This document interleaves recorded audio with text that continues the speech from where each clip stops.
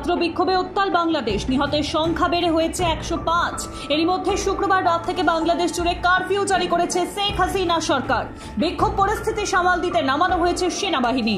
বাংলাদেশ সংরক্ষণ ব্যবস্থা সংস্কারের দাবিতে গত কয়েক সপ্তাহ ধরে ছাত্র বিক্ষোভ চলছে। পরিস্থিতি বেগতিক দেখে মোবাইল ইন্টারনেট পরিষেবাও ইতিমধ্যেই বন্ধ করে রাখা হয়েছে। বাংলাদেশে শুক্রবার রাত পর্যন্ত সরকার এবং পড়ুয়াদের সংঘাতের জেরে 105 জনের মৃত্যু হয়েছে। বাংলাদেশ জুড়ে এখন জারি রয়েছে কারফিউ। শুক্রবার রাতে একথা জানিয়েছেন আওয়ামী লীগের সাধারণ সম্পাদক ওবায়দুল কাদের। পাশাপাশি তিনি জানিয়েছেন দেশ জুড়ে আইন শৃঙ্খলা বজায় রাখতে সেনাবাহিনী নামানোর সিদ্ধান্ত পর্যন্ত নেওয়া হয়েছে। আন্দোলনের জেরে বাংলাদেশ জুড়ে বন্ধ রাখা হয়েছে ট্রেন চলাচল পরিষেবা। আন্দোলন নিয়ন্ত্রণে আনতে দেশে ইন্টারনেট পরিষেবা বন্ধ করেছে শেখ হাসিনার সরকার। বৃহস্পতিবার গভীর রাতে সাঁকরাইলের ধুলাগড়ে দুঃসাহসিক চুরির ঘটনা ঘটেছে। চোরেরা আলমারি খুলে নগদ 11 লক্ষ টাকা এবং প্রায় 4 লক্ষ টাকার সোনার গহনা নিয়ে পালিয়ে যায়। গোটা ঘটনায় শুক্রবার থেকে তদন্ত শুরু করেছে সাঁকরাইল থানার পুলিশ। পুলিশ সূত্রে জানা গিয়েছে সাঁকরাইল থানার অন্তর্গত ধুলাগড় হাজি সাহেব পাড়ার জরির দোকানের মালিক মির্জান সেপাই থাকেন। গতকাল রাতে আবহাওয়া গরম থাকার কারণে মির্জান সপরিবার এসে ঘরে ঘুমোতে যান। পাশের ঘরে আলমারিতে ছেলে এবং মেয়ের বিয়ের জন্য রাখা টাকা এবং সোনার গহনা মজুদ ছিল। এছাড়াও ব্যবসায়ের কিছু টাকাও রাখা ছিল সেখানে। গভীর রাতে চোরেরা ছাদ টপকে বাড়িতে ঢুকে ছোট জানলা ভেঙে পাশের ঘরে প্রবেশ করে। আলমারির চাবি খুঁজে বের করে চোরেরা 11 লক্ষ টাকা এবং 4 লক্ষ টাকার সোনার গহনা নিয়ে পালিয়ে যায়। চোরেরা যেভাবে চাবি খুঁজে পেয়েছে তাতে পুলিশের অনুমান চোরেরা মির্জানের পরিচিতই হতে পারে। সকালে পরিবারের লোকেরা ঘটনা বুঝতে পেরে ধুলাগড় পুলিশ ফাঁড়িতে অভিযোগ দায়ের করেন। ঘটনাস্থলে সাঁকরাইল থানার পুলিশ এসে ইতিমধ্যেই শুরু করে তদন্ত। এক পদস্থ পুলিশ অফিসারের নেতৃত্বে গোটা ঘটনার তদন্ত শুরু হয়েছে। প্রাথমিক তদন্তে পুলিশের অনুমান বিয়ের জন্য টাকা এবং গহনা বাড়ির আলমারিতে রাখা ছিল, তা চোরদের জানা ছিল। পরিবারের সদস্যরা কিভাবে ছেলে এবং মেয়ের বিয়ে দেবেন তা নিয়ে দুশ্চিন্তায় রয়েছেন। বিকাশশীল ইনসাল পার্টির প্রধান মুকেশ সাহানির পিতাকে খুনের ঘটনায় আরও 3 অভিযুক্তকে গ্রেফতার করল পুলিশ। এই খুনের ঘটনায় মূল অভিযুক্ত কাজিম আনসারিকে আগেই গ্রেফতার করেছিল পুলিশ। এবার গ্রেফতার করা হলো আরও 3 অভিযুক্তকে। শনিবার সকালে দ্বারভাঙার পুলিশ সুপার তিনি জানিয়েছেন জিতেন সাহানি হত্যাকাণ্ডে জড়িত আরও 3 অভিযুক্তকে সিতারে, ছোট লাহারি এবং মোহাম্মদ আজাদকে গ্রেফতার করা হয়েছে। উল্লেখ্য, গত সোমবার রাতে বিকাশশীল ইনসাল পার্টির প্রধান মুকেশ সাহানির পিতা জিতেন সাহানির ক্ষতবিক্ষত দেহ উদ্ধার করে পুলিশ। দ্বারভাঙা সুপল বাজার এলাকার একটি বাড়ি থেকে দেহটি উদ্ধার করা হয়। মুকেশের পৈতৃক বাড়ি সেটি। সেখানেই থাকতেন 70 ঊর্ধ্ব জিতেন। এই খুনের ঘটনার তদন্তে বিশেষ তদন্তকারী দল গঠন করেছে বিহার পুলিশ।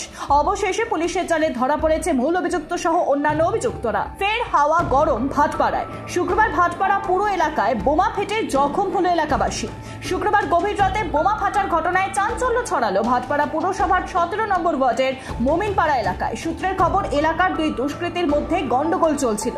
সেই সময় এক দুষ্কৃতীর হাতে থাকা 2টি বোমা পড়ে যায়, যার মধ্যে একটি বোমা তৎক্ষণাৎ ফেটে যায়। এই বোমা বিস্ফোরণের ফলে এলাকার 3 বাসিন্দা সহ এক দুষ্কৃতী আহত হয়। তাদের রক্তাক্ত অবস্থায় উদ্ধার করে ভাটপাড়া স্টেট জেনারেল হাসপাতালে নিয়ে যাওয়া হয়। প্রাথমিক চিকিৎসার পর তাদেরকে কলকাতায় পাঠানো হয়। খবর পেয়ে শনিবার সকালে পুলিশ ঘটনাস্থলে আসে এবং গোটা ঘটনার তদন্ত শুরু করেছে। এই ঘটনায় মোমিনপাড়া এলাকার এক কুখ্যাত দুষ্কৃতী কালাবাবুর নাম উঠে আসছে। গোটা ঘটনার সম্পর্কে ব্যারাকপুরের প্রাক্তন সাংসদ অর্জুন সিং অভিযোগ করে বলেন, দুষ্কৃতী কালাবাবুর লোকেরা এসব করেছে, কারণ ওই এলাকায় বোমা বানানো হয় আর সেটা বানানোর সময় ফেটে গিয়ে বিপত্তি হয়েছে। পুলিশ আবার এই দুষ্কৃতীদের ব্যারাকপুরের বুকে সক্রিয় করতে উদ্যোগী হয়েছে। তাই এই সমস্ত ঘটনা ঘটছে। যদিও স্থানীয় পুলিশ নেতৃত্বের দাবি প্রণয় ঘটিত কারণে এই বোমাবাজির ঘটনা ঘটেছে। পুলিশ তদন্ত শুরু করেছে। টেলিগ্রাম অ্যাপের মাধ্যমে অনলাইন ইনভেস্টমেন্ট প্রতারণার ঘটনায় বিধাননগর সাইবার ক্রাইম পুলিশের হাতে ধরা পড়েছেন 2 অভিযুক্ত। অভিযোগ করা হয়েছে যে তারা প্রথমে 18,66,000 টাকা প্রতারণা করেছে। মূল অভিযুক্ত শিবম সিং এর খোঁজে এখনো তল্লাশি চালাচ্ছে পুলিশ। 20 ডিসেম্বর 2023 সালে নিউটাউনের এক বাসিন্দা বিধাননগর সাইবার ক্রাইম থানায় অভিযোগ করেন যে 2023 সালে ডিসেম্বর মাসে টেলিগ্রাম অ্যাপের মাধ্যমে অনলাইন ইনভেস্টমেন্টের প্রলোভন দেখিয়ে তার অ্যাকাউন্ট থেকে 18,64,000 টাকা তুলে নেওয়া হয়। অভিযোগ পাওয়ার পর বিধাননগর সাইবার ক্রাইম পুলিশ তদন্ত শুরু করে। তদন্তের ভিত্তিতে বিহারের ভাগলপুরের বাসিন্দা 19 বছরের বিহারী প্রসাদ সিংকে গ্রেফতার করা হয়। তাকে জিজ্ঞাসাবাদ করে পুলিশ নিশ্চিত হয় যে এই প্রতারণা চক্রের সাথে সে জড়িত এবং তার ব্যাংক অ্যাকাউন্টে প্রতারণা টাকা লেনদেনের তথ্য পাওয়া গিয়েছে। এরপর বিপিন কুমার নামে আরেকজনকে গ্রেফতার করা হয়, যিনি এই চক্রের সাথেই জড়িত ছিলেন।